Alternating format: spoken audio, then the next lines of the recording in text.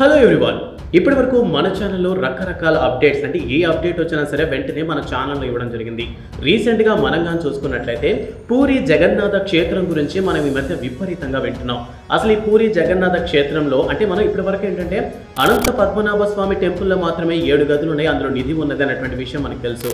But రీసెంట్గా బయటపడినటువంటి విషయం ఏంటంటే పూరి జగన్నాథ ఆలయంలో కూడా 3 బ్రాంచులు ఉన్నాయని, అందులో మొదటి బ్రాంచ్ ఎప్పుడో ఓపెన్ చేసినప్పటికీ అందులో ఉన్నటువంటి బంగారు ఆభరణాల్ని కేవలం పూరి జగన్నాథుడికి అలంకరించేటటువంటి బంగారు నగలు మాత్రమే అందులో ఉన్నాయి. అలానే రెండో బ్రాంచ్లో కానీ చూసుకున్నట్లయితే అందులో చెప్పలేనంత నిధి దాగి ఉందనేటటువంటి వార్తలు వచ్చాయి. దీన్ని 1978లో ఓపెన్ చేశారు. దాని తర్వాత రీసెంట్గానే ఓపెన్ చేశారనమాట. ఇందులో ఉన్నటువంటి నిధిని ఇప్పటి వరకు కూడా ఎవరు కౌంట్ చేసి చెప్పలేకపోతున్నారు, అంత నిధి అక్కడ ఉంది. అసలు ఇప్పటికీ కూడాను ఈ పూరి జగన్నాథుడి యొక్క రథయాత్ర ఎంతో ప్రత్యేకమైనదని మనకు తెలుసు. అసలు ఈ పూరి జగన్నాథుడి కథ ఏంటి, అసలు ఈ పూరి జగన్నాథుడి కథ ఎక్కడ మొదలైంది? మనగా చూసుకున్నట్లయితే రామాయణంలో కూడా మనకి ఈ జగన్నాథుడి ప్రస్తావన ఉందన్నమాట. సో రామాయణంలో ఉత్తరకాండలో కూడా జగన్నాథుడి గురించి ఆల్రెడీ మాట్లాడడం జరిగింది. అలానే మహాభాగవతంలోని 12వ స్కందంలో కూడా ఈ జగన్నాథుడి ప్రస్తావన ఉంది. అంటే త్రేతాయుగం ద్వాపరయుగం కంటే ముందే ఉన్నటువంటి కృతయుగం నుంచే మనకి ఈ జగన్నాథ చరిత్ర అనేది మొదలైందనమాట. సో ఇప్పుడు మనం ఆ విషయం గురించే మాట్లాడుకోబోతున్నాం. అసలు ఈ జగన్నాథ టెంపుల్ అనేది ఎలా మొదలైంది, ఇప్పుడు ప్రజెంట్ పూరిలో ఉన్నటువంటి ఈ జగన్నాథ టెంపుల్ కనుక మనం చూసుకున్నట్లయితే ఇప్పటి వరకు ఎక్కడా లేని విధంగా పెద్ద పెద్ద కళ్ళతో ఉన్నటువంటి దేవుడు ఒక్క పూరి క్షేత్రంలోనే ఉన్నాడు. సో ప్రస్తుతం అసలు ఆ పూరి జగన్నాథ ఆలయం ఎలా మొదలైంది అనేటటువంటి అన్ని విషయాల్ని ఈరోజు మీతో నేను పంచుకోబోతున్నాను. వీడియోని ఎక్కడా స్కిప్ చేయొద్దు, ఎందుకంటే వీడియో చాలా ఇంట్రెస్టింగ్గా ఉండబోతుంది. ఫస్ట్ టైం ఈ ఛానల్ని ఎవరైనా చూస్తున్నట్లయితే వీడియోని సబ్స్క్రైబ్ చేసుకోండి. ఇక ఆలస్యం లేకుండా let's start the video.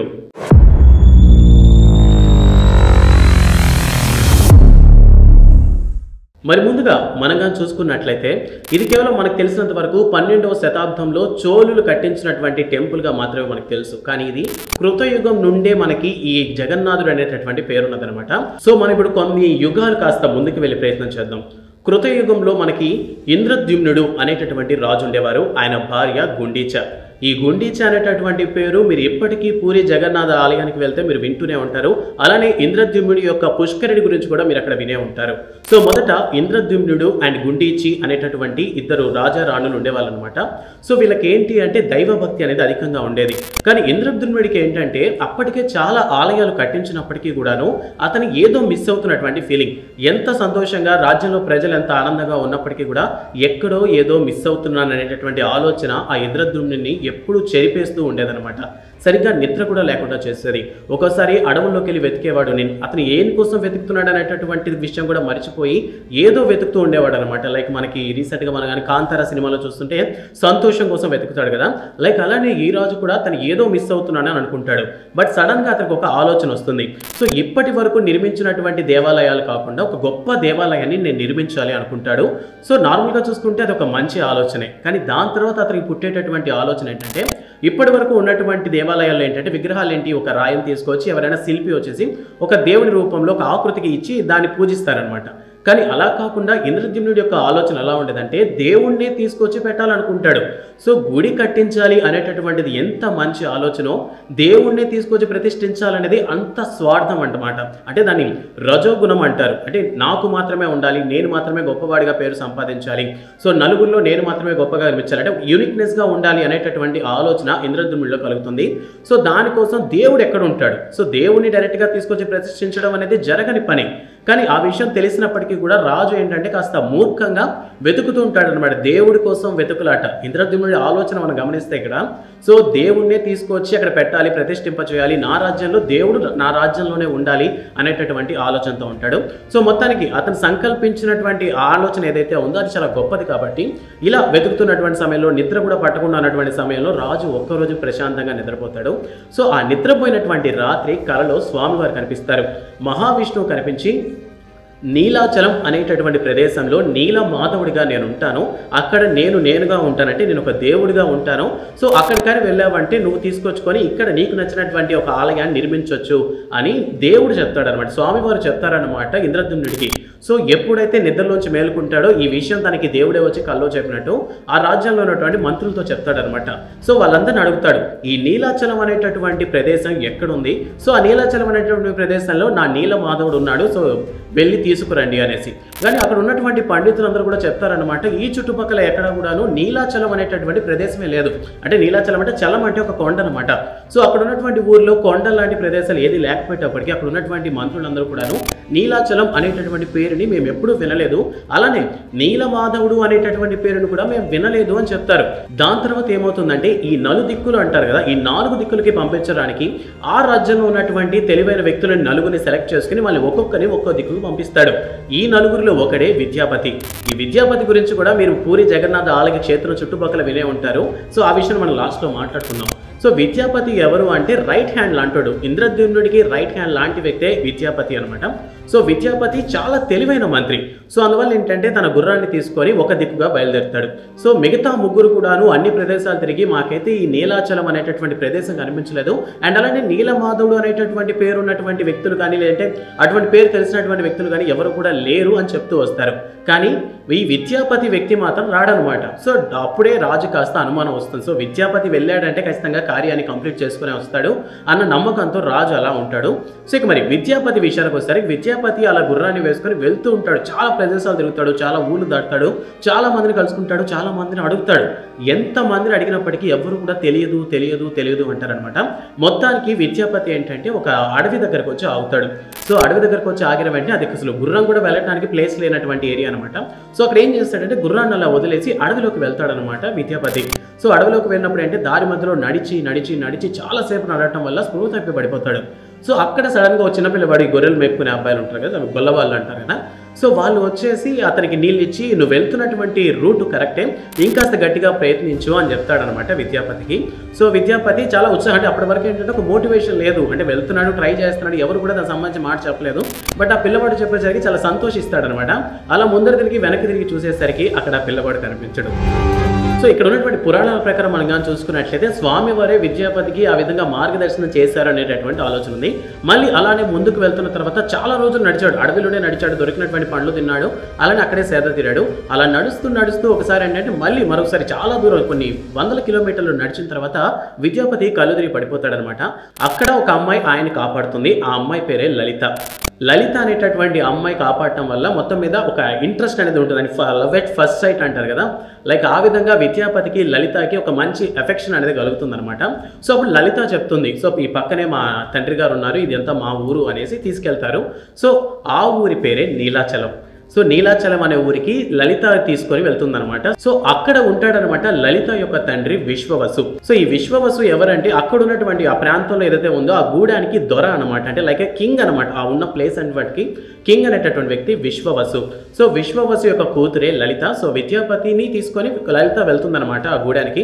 So అక్కడికి వెళ్ళిన తర్వాత మిమ్మల్ని చూస్తుంటే చాలా ఒక రాజవంశీకులు చెందినట్టున్నారు, చాలా తెలివైన వారిలా ఉన్నారు, సో మీరు ఇక్కడే రెస్ట్ తీసుకోండి అంటాడు. అండ్ కొద్ది కాలం అక్కడే ఉంటాడనమాట విద్యాపతి. అక్కడ ఉన్నటువంటి మనుషులతో మాట్లాడుతుంటాడు. ఎందుకంటే విద్యాపతికి ఒక విషయం అయితే అర్థమైంది, తను తన గమ్యానికి చాలా దగ్గరలో ఉన్నాడు అనేసి.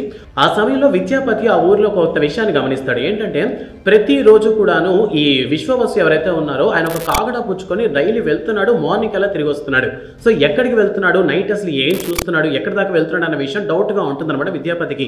ఇలానే ఒకరోజు లలితను అడుగుతాడు, లలిత మీ నాన్న ఎక్కడికి వెళ్తున్నారు, రోజు బయటికి వెళ్ళి వస్తున్నారు కాగడ పట్టుకుని, ఎక్కడి దాకా వెళ్తున్నారు అంటే అప్పుడు చెప్తుందన్నమాట లలిత, ఇది మా ఊరికి సంబంధించినటువంటి ఒక రహస్యం, దీన్ని ఎవరికి చెప్పడానికి కూడా వీల్లేదు అని చెప్తుంది. ఇప్పుడు విద్యాపతి ఆలోచిస్తాడు, సో ఇది డైరెక్ట్గా పోయి అడిగితే ఆ ఊరి వాళ్ళు ఎవరు కూడా చెప్పరు కాబట్టి ఏం చేయాలనుకుంటారు. సో అందువల్ల ఏంటంటే లలితని ప్రేమించి పెళ్లి చేసుకుంటే మేబీ ఛాన్స్ ఉంటుందేమో అనుకుని లలితని ప్రేమించి వాళ్ళ ఫాదర్ దగ్గరికి వెళ్ళి అడుగుతాడు అనమాట. అంటే విశ్వవసుని అడుగుతారు, సో నేను మీ అమ్మాయిని పెళ్లి చేసుకోవచ్చా అన్నప్పుడు సంతోషంగా చెప్తాడు. ఎందుకంటే విద్యాపతి చాలా తెలివైన వ్యక్తి, అందువల్లనే ఏంటంటే విద్యాపతికి కూతురు ఇవ్వడానికి ఏ తండ్రి కూడా ఆలోచించడు అనమాట.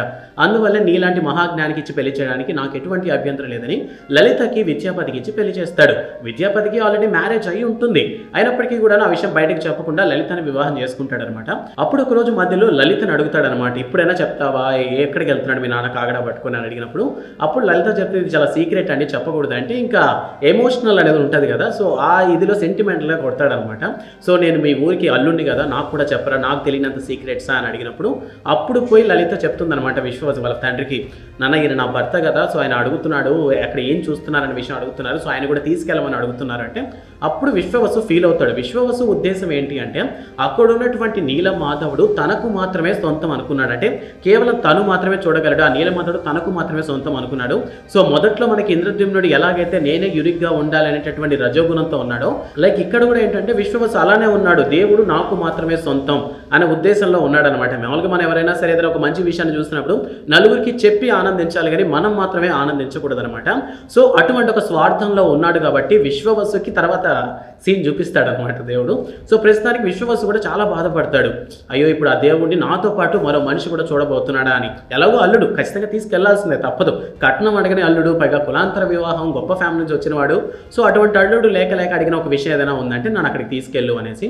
సో మొత్తానికి నీలాచలంలో ఉన్నటువంటి నీలమాధవుడిని చూపించడానికి విశ్వవసు ఒప్పుకుంటాడు అనమాట. కానీ ఒక కండిషన్ పెడతాడు, కళ్ళకి గంతలు కట్టుకొని తీసుకెళ్తాను, కానీ కొద్దిసేపు మాత్రమే అక్కడి నుంచి మళ్ళీ నేను తీసుకొస్తాను అంటాడు.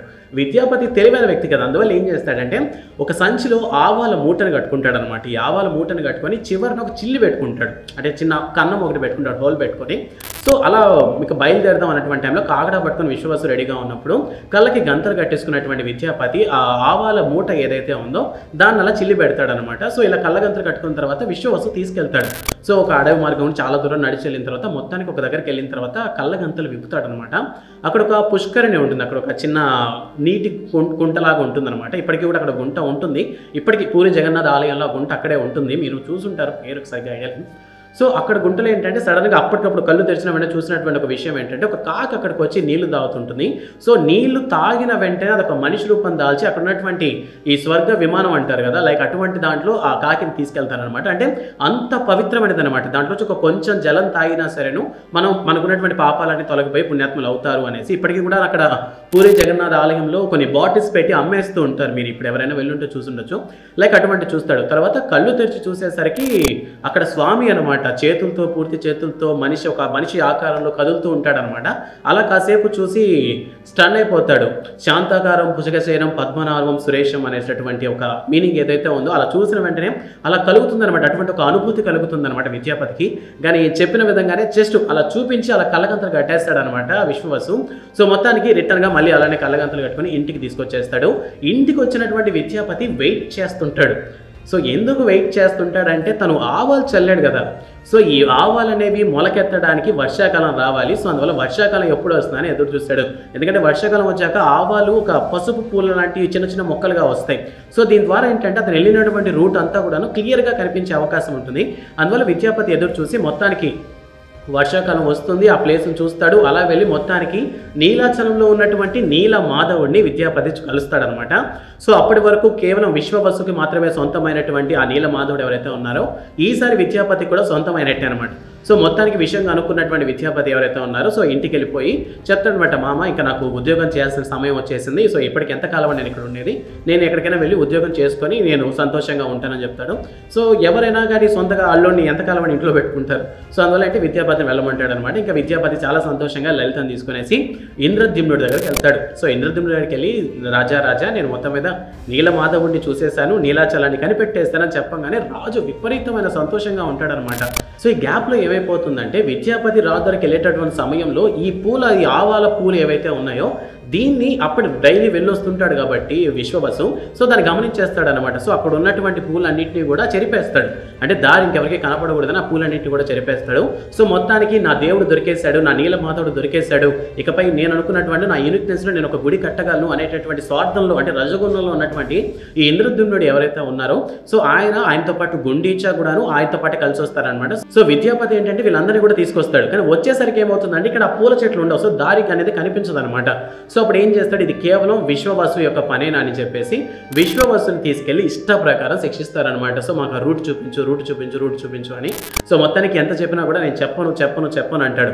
ఎందుకలా కారణం ఏంటి అంటే ఎప్పుడైతే నీలమాధవుడు నాకు మాత్రమే సొంతం అని అనుకున్నాడు కదా విశ్వవసు ఒకసారి, సో దానికి సంబంధించి అటువంటి ఒక రజోగుణం పోవటానికి అటువంటి ఒక స్వార్థం పోవటానికి పడినటువంటి శిక్ష అన్నమాట ఇది. సో ఆ శిక్ష పోవాలంటే అప్పుడు ఇలా దెబ్బలు తిన్న తర్వాత శిక్ష పడ్డ తర్వాత అర్థం చేసుకున్నాడు అనమాట. నీలమాధవుడు అనేటటువంటి ఆయన ఒక దేవుడు, సో ఆయన నాకు మాత్రమే సొంతం కాదు, ఇలా అందరికీ సొంతమైనటువంటి మనిషి అని అప్పుడు ఆయనకున్నటువంటి ఆ స్వార్థం అనేది తొలగిపోతుంది. దాని తర్వాత ఏంటంటే ఇక్కడ చూపించడానికి ఒప్పుకుంటాడు. సో నీలమాధవుడిని చూపించడానికి ఒప్పుకుంటాడు. ఇంద్రద్యుమ్నుడు, గుండీచ, విద్యాపతి, లలిత, విశ్వవసు అండ్ మొత్తం పరివారం అంతా కూడాను నీలాచలంలో ఉన్నటువంటి నీలమాధవుడిని చూడటానికి వెళ్తుంది. సో అక్కడికి వెళ్ళి చూసేసరికి షాక్ అనమాట. ఎందుకంటే అక్కడ స్వామివారు ఉండరు. ఎందుకంటే స్వామికి కూడా తెలుసు కదా ఎవరు స్వార్థంగా వస్తున్నారు, ఎవరు మంచిగా వస్తున్నారు అనేసి. ఇప్పటికీ మనం అనుకుంటూ ఉంటాం తిరుమలకి వెళ్ళాలంటే మనకి నచ్చినప్పుడు వెళ్ళటానికి కుదరదు, స్వామివారు పిలిపించుకోవాలి అని. సో అటువంటి నమ్మకాలు ఉండేవన్నమాట. సో స్వామి కూడా ఏంటంటే ఇంతమందికి కనిపించడానికి స్వామి గారు అక్కడ సిద్ధంగా లేరు. సో అందువల్ల ఏంటంటే స్వామి వారు అక్కడ కనిపించకపోయేసరికి ఇది కూడా విశ్వవసు పని అయి ఉంటుందని చెప్పి చాలా కోపం వస్తుంది రాజుగారికి. సో మొత్తం మీద ఏంటంటే ఫుల్ డిసప్పాయింట్మెంట్లో ఉంటారు. సో స్వామి అలా కనిపించినట్టే కనిపించి మళ్ళీ అలా మిస్ అయిపోయారు అనేసి ఒక బాధలో ఉంటారు. అలానే విశ్వవసును కూడా జైల్లో పెట్టి శిక్షిస్తూ ఉంటారు. సో ఫస్ట్లో రాజు ఎలా అయితే ఏ తపనలో అయితే ఉన్నాడో, నేను ఇంకా కొత్తగా ఏదో చేయాలనేటటువంటి ఆలోచనలో ఉన్నాడో, మళ్ళీ అదే స్టేజ్కి వెళ్ళాడు అనమాట. మళ్ళీ ఈసారి నిద్రపోతున్నప్పుడు కూడా అటువంటి ఆలోచనలు, నేను ఏం సాధించలేకపోయాను, చేద్దాకా వచ్చినటువంటి అన్న నోటి దాకా అందలేదు అంటారు కదా, లైక్ అలాగా అనుకున్నటువంటి నీలమాధవుడు నీలాచలం కూడా కనిపించినప్పటికీ నీలమాధవుని తీసుకొచ్చేటటువంటి అవకాశం లేదు, నీలమాధవుని చూసేటటువంటి అవకాశం నాకు కల్పించలేదు, ఎందుకు స్వామి నాకు ఇంత శిక్ష అని అడుగుతాడు అనమాట ఇంద్రద్యుమ్నుడు. సో అగైన్ మళ్ళీ కూడా స్వామి వారు కల్లోకి వస్తారు. సో కల్లోకి వచ్చి చెప్తారనమాట, నీ ఊర్లో అంటే నీ రాజ్యంలో చక్రతీర్థం అనేటటువంటి ఒక ఏరు అయితే ఉంటుందన్నమాట. ఆ ఏరులో ఒక దారు రూపంలో వస్తాను. దారు మీన్స్ ఏంటంటే ఒక వుడ్ అనమాట, లైక్ ఇప్పుడు గంధపు చెక్కలు అంటారు కదా, పెద్ద కొయ్య లాంటిది అనమాట. సో నేను దాని రూపంలో వస్తాను. సో చక్రతీర్థానికి వెళ్ళావంటే నేను నీకు కనిపిస్తాను. సో దాంట్లోనే నేను నా యొక్క ఆత్మని ప్రవేశపెడతానంటే నువ్వు అనుకున్నటువంటి దేవుడు ఎవరైతే అనుకుంటున్నావో సో నేను అందులో ప్రవేశిస్తాను. సో ఆ దారు అనేది ఆ చక్రతీర్థంలో ఉంటుంది అంటారు. ఇప్పటికీ కూడాను పూరి జగన్నాథ ఆలయం దగ్గర మీరు చక్రతీర్థాన్ని చూడొచ్చు. ఎందుకు అది అంత ప్రత్యేకమైనదంటే స్వామి వారి యొక్క ఆ దారు ఏదైతే ఉందో అది కనిపించింది అక్కడేనమాట. సో ఆ దారు తీసుకుంటే నీకు అందులో నేను ప్రతిష్ఠింపబడతాను, అందులో నేను జాయిన్ అవుతానని చెప్తాడు. సో మళ్ళీ ఇంద్రద్యుమ్నుడికి విపరీతమైన సంతోషం కలుగుతుంది.